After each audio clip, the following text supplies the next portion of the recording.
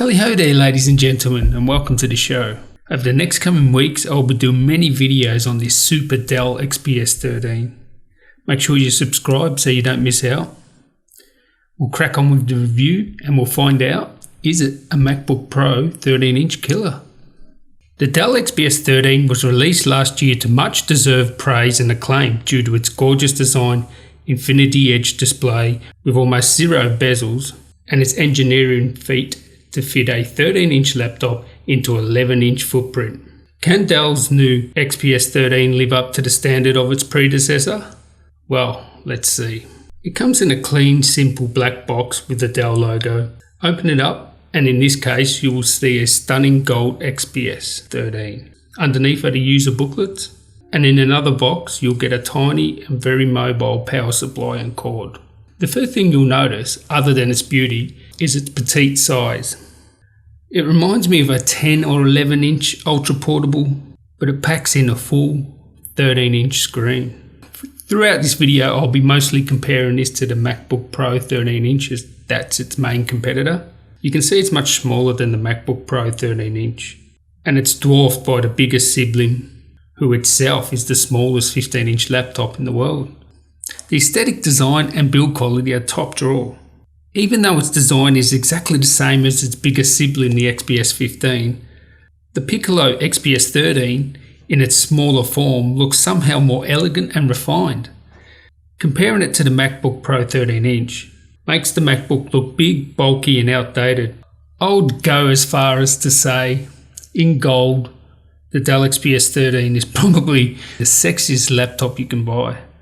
With its bezels only 5.2mm thin, weighing only 1.2 kilos, that's 2.7 pounds, and measuring a super slim 9mm to 15mm, the XPS 13 is really thin and light, so it will suit someone that wants something very portable. The top is made out of aluminium, and in the case of this delicious champagne gold model, the gold actually doesn't look garish or vulgar. It actually looks clean and understated. And bang in the middle you'll see a small classy Dell logo. On the underside you have a piece of machined aluminium, and even though it's the underside, it's something you wouldn't look at very often. It's still crafted to the highest quality. You have air intake vents, some rubber strips to raise the XPS for those intake vents, and in the middle you can see Dell's service tag flap, which is really cool looking. Once you open it up you see the stunning infinity edge display. More about that later. But below that you see the beautiful carbon fibre finished palm rest, which is smooth and soft to the touch. I have to say, initially I thought it would be better to have aluminium there, but actually I'm starting to love this carbon fibre. It just feels so nice. The keyboard is actually fairly decent for a laptop of its size. It's got 1.3mm travel. The backlight does what it's supposed to do. It actually takes a bit of getting used to use a small keyboard like this coming from a 15-inch laptop, but you get used to it and it's nice and sturdy and solid, and it's one of the better keyboards for a laptop this size. The trackpad is like the XPS 15 but just smaller. It's one of the better trackpads. The gestures work well, it's nice and smooth, the click is solid and I have no complaints. Let's have a look at the ports. So on the right hand side you have one of the speakers, an SD card slot where the SD card goes in about 3/4 of the way, a single USB 3 port and a Kensington lock. On the left side you have a power jack port, Thunderbolt 3 USB Type-C, a USB 3, headphone jack, and then you have those cool lights and the power indicator button. And finally the other speaker. When you look at it from the front, in the middle on the edge, you'll see a light which is a charge indicator light. It goes orange when it's low on battery and it's white when it's charging. The XPS 13 starts at $799 US, 1799 Australian. The model I have costs $2,599 in Australia. With the gold model you have to pay a little bit extra, but it's gorgeous and I really think it's worth it. So the model I have comes with the lower voltage 6th generation Intel i7 6500U, which can burst up to 3.1 GHz. So it's a dual core CPU, and these are Intel's awesome latest Skylake processors. Note the MacBook Pro 13 inch has the higher wattage CPUs, but then when you compare it to these Skylake processors. The MacBook Pro's CPUs are actually 2 generations old, and I would actually prefer the lower voltage Skylake processor over the higher wattage old processors. Has Intel HD Graphics 520, runs Windows 10 of course. It comes with 8GB of RAM, and you can get up to 16GB of RAM. And it also sports a 256GB SSD, which is actually very fast. Its read speeds are around 1500, and its write speeds, although it's not as fast, it's certainly fast enough for everything you need. The 13.3 QHD 3000 by 200 by 1800 resolution Infinity Edge touch display with Gorilla Glass. Now there is a 1080p model.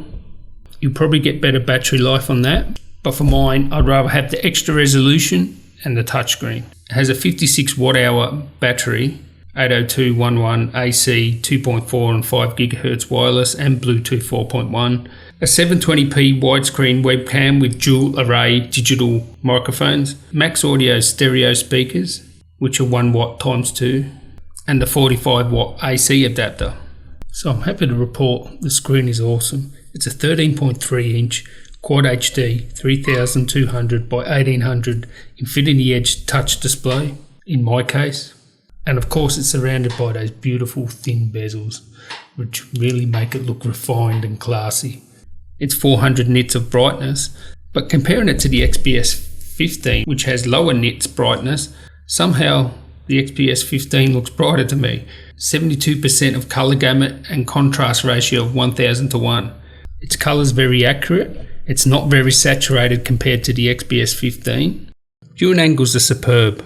170 degrees Dell claims. You expect this with the latest IPS panels, and if you're worried about viewing angles, you've got no problem with this one. All in all, I would say this screen compares very well to the MacBook Pro 13 inch. It has a higher resolution, and it's got the bonus of being a touchscreen. Its color accuracy is just as good. The MacBook has a wider gamut, so I've been using Photoshop and Premiere, and what I see in terms of color reproduction, pretty much what I see is what I get. So the display is not in the XPS 15's class, but there are no displays in that class really. Suffice to say, I'm really happy with Dell's choice of display here.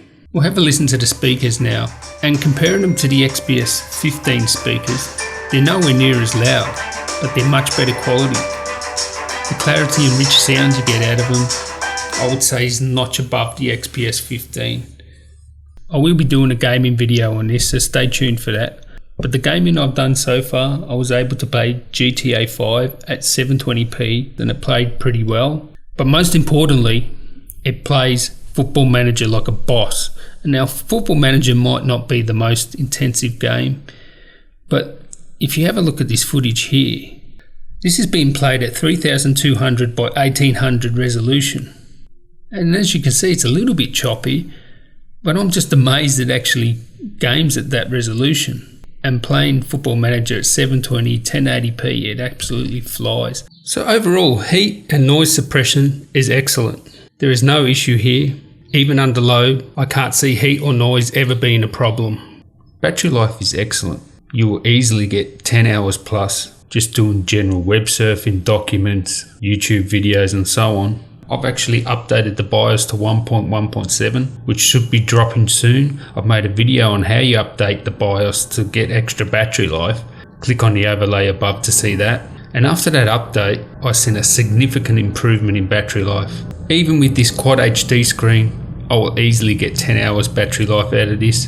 When I made that video on how to upgrade your BIOS, I used this computer all day. It lasted 10 hours and it was at 16% after that. I actually rendered my screen recordings during that time. I've done Photoshop, video editing, and it pretty much lasted all day. I was able to get 6 hours playing Football Manager, and I was playing at 1080p resolution. But still, on my MacBook Pro, I couldn't even get 5 hours, so it's definitely improvement on the MacBook Pro 13 inch. And all the time I was using the battery, I was using it at 75% brightness. So to sum up battery life, if you're playing games, you'll get anywhere from 4 to 6 hours. You're going to get 10 hours plus, and I even got 12 hours just general surfing.